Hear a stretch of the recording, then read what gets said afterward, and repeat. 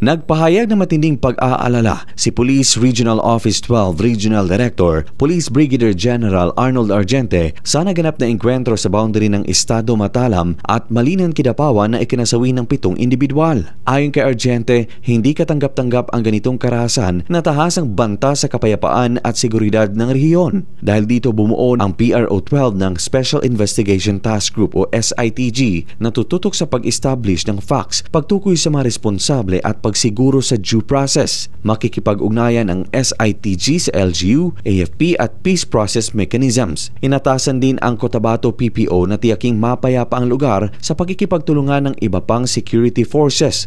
Nagpaabot ng pakikiramay si Argente sa pamilya ng mga nasawi at tiniyak na gagamitin ang lahat ng legal na paraan upang makamit ang hustisya. Matatandaan na nitong nakaraang mga linggo ay inatake ang 7 individual na kasapi ng MNLF at MILF ng mga nakabonet at hindi pa tukoy na mga individual. Hinimok ng PRO-12 ang publiko na manatiling kalmado at huwag magpakalat ng hindi beripikadong impormasyon habang nagpapatuloy ang investigasyon.